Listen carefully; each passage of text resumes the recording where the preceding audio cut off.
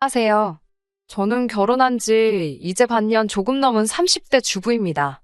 제 속옷 서랍장까지 손대는 시모 때문에 남편이랑 이혼하게 생겼습니다.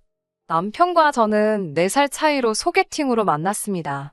저는 백화점에서 일하고 있었고 남편은 중소기업에서 회사 생활을 하고 있었습니다.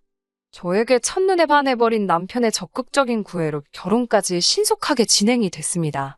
양가가 여유 있는 편은 아니라서 서로 반반 결혼했고 이 점에 대해서는 아무런 불만도 없습니다. 집에서 시댁까지는 걸어서 15분 거리입니다. 제가 나서서 굳이 시댁 근처로 고른 것이 아닙니다. 저는 고등학교를 졸업한 직후 먼 지방에서 지금 사는 지역으로 올라와 취업을 한 경우였고 남편 역시 수도권에 있는 직장에 취업하게 되면서 남편의 통근을 위해 온 가족이 지금 사는 지역으로 이사를 왔다고 해요. 게다가 시아버지가 부동산 중개업을 하고 계셨기 때문에 집을 고르는데 제약이 좀 있었습니다. 아무튼 이 사실 때문에 지금 미쳐버리기 일보 직전입니다. 남편과도 몇 번 이야기해봤지만 별 소용이 없더라고요. 차근차근 정리를 해보자면 이렇습니다. 처음 결혼하자마자 한 달은 제 눈치를 보신 건지 저희 집에 오시는 일이 거의 없었습니다. 그런데 한 달이 좀 지난 후부터는 일주일에 한두 번은 꼭 저희 부부 퇴근 시간 비슷하게 혹은 그 이후에 방문을 하십니다. 어떤 날은 집 앞에서 마주치기도 하고 아니면 저희 부부보다 일찍 오셔서 거실에서 TV를 보고 계시는 일도 있습니다. 시모가 저희 집 비밀번호를 알고 있는 이유는 시모가 비상시 만일을 위해서라는 핑계로 집요하게 요구하셨거든요. 저희 둘 다 맞벌이다 보니 아침은 보통 간단하게 챙겨 먹고 그릇을 싱크대에 넣어놓고 출근하게 되는데요. 시모가 온 날이면 설거지부터 다 되어 있습니다.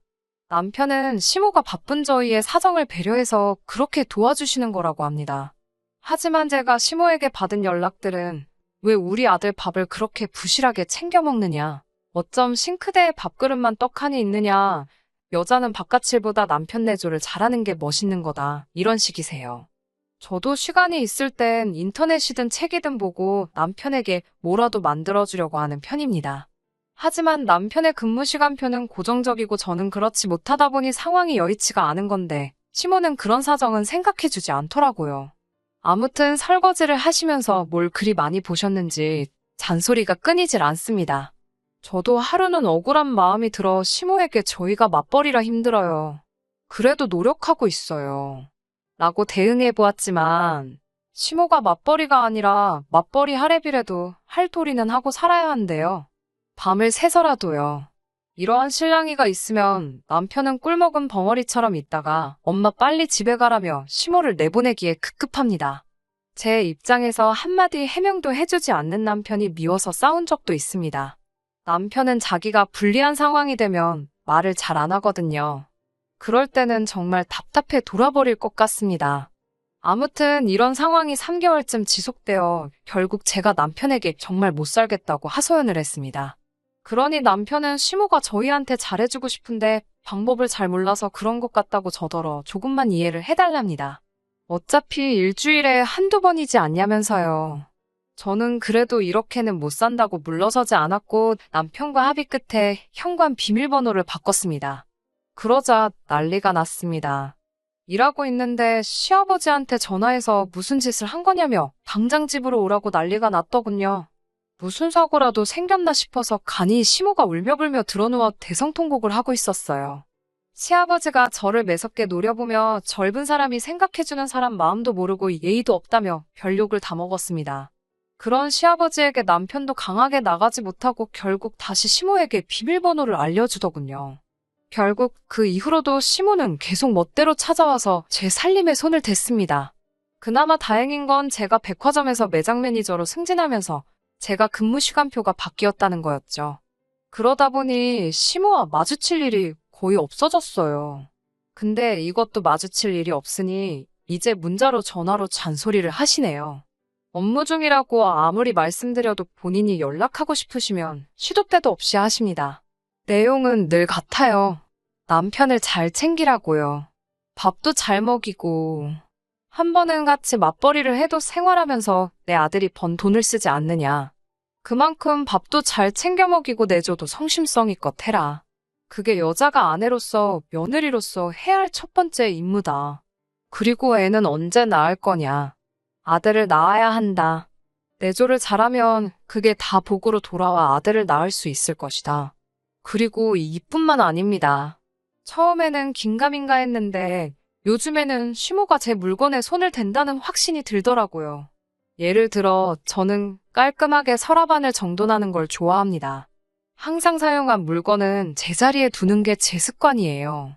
그런데 한 번씩 서랍 속 물건들이 위치가 바뀌어 있습니다. 크게 티가 나게는 아닌데 주인은 알아볼 수 있는 그런 미묘한 변화가 있더라고요. 화장대 위 기초 제품들의 위치가 바뀌는 일도 있고 서랍장 옷장 안에 옷들의 배열이 바뀌는 일도 있었습니다. 심지어 속옷까지도요.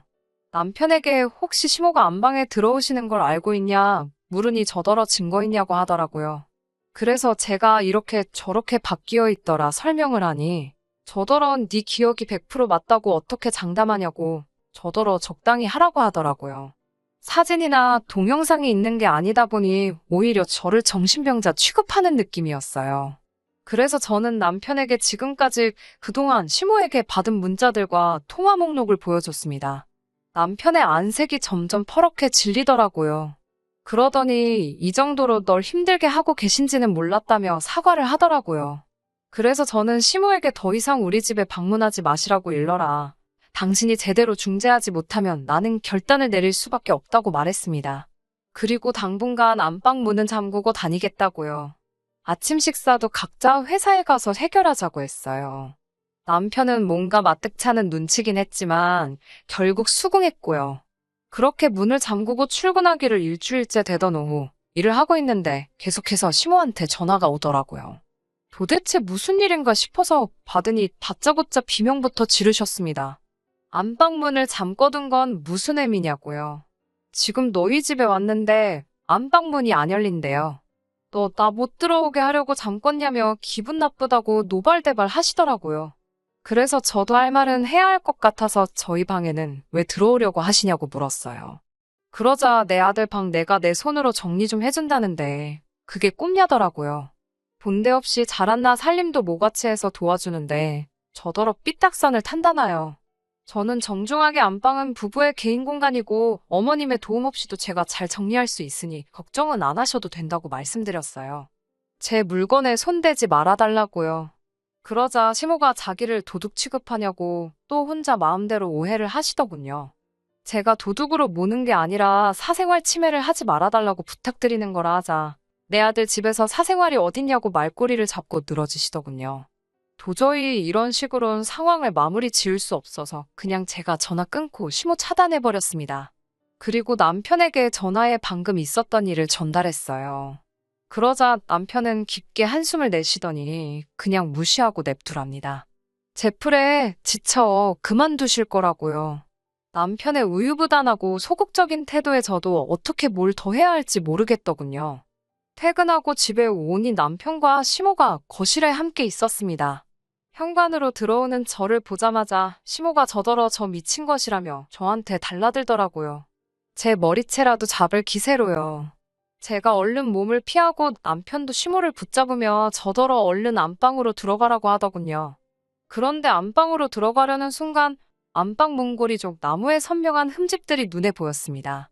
아마 시모가 잠겨있는 문을 어떻게든 열어보려고 한 것 같았어요. 이걸 보자 시모가 정말 제정신이 아니라는 생각이 들었고 저는 그 자리에서 우리 이혼하자고 소리쳤습니다. 그러자 시모는 저더러 지금 누가 잘못을 했는데 이혼 타령이냐며 당장 무릎 꿇고 죄송하다고 하래요. 남편도 지금 제정신이냐고 화를 내더군요. 저는 남편에게 더 이상 이 결혼 생활을 이어갈 힘도 자신도 없다.